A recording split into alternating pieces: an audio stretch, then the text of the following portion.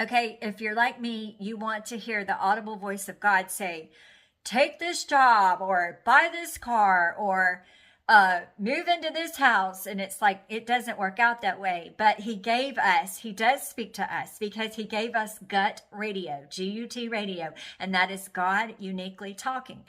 But we have to drown out all the other voices because people will confuse you, and some people can give you good guidance and direction, but others can be just like static on your radio. And it's like they're saying, well, I think you should do this, or I think you should do that, or I think you're crazy not to take the job that pays more money. You're crazy to take the job that doesn't. But then the job that doesn't pay as much might be where you advance and become the CEO and retire from that job. And it might and be happy there. So you have to discern this for yourself.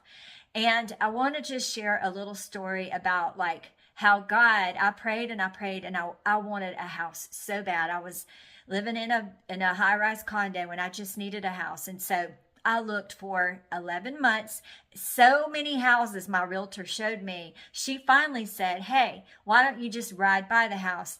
And if you like it, let me know, because she was tired of showing me houses. And so I found a house and it just seemed to be right. It really, really did. And I had not made an offer on any home, but this one, I'm like, okay, I want this house. However, I will preface that the basement was it was a full downstairs, living area.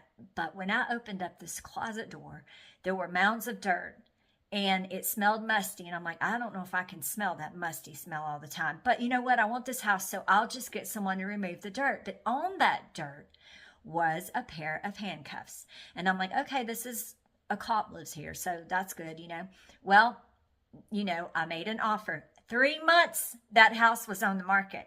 3 months, nobody made an offer. But when I made my offer, someone else offered more at the same time and they got the house. The next day, I got a call from the person who went with me to see that house, and they got a vibe about that home. They did a little research, called me up and said, you better be glad you didn't get that house because the person who owns it is in trouble because they were sexually assaulting their clients with those handcuffs in that house. And I'm like, oh, God, thank you so much. That house didn't work out. I dodged a bullet. Like, it's going to need an exorcism.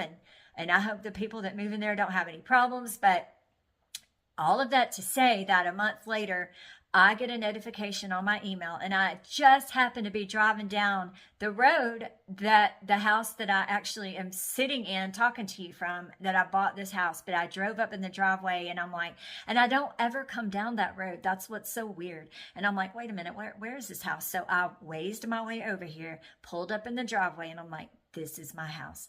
And on the chalkboard by the refrigerator, it said, God loves you, angels are here. And I'm like, okay, this is my house, and I bought it, no problem, no hiccups, and I love it. But anyway, like, God will lead you, he will guide you, he will guard you, and he will protect you. But you've got to rely on him, and you've got to get quiet and be still and know that he is God, and drown out all the other voices. And when he will let you know, because you will have complete peace about it. And if you don't have peace about it, if you can't sleep, if there's disturbances in your spirit, it just might not be what he's got for you. And so I would encourage you to wait for it.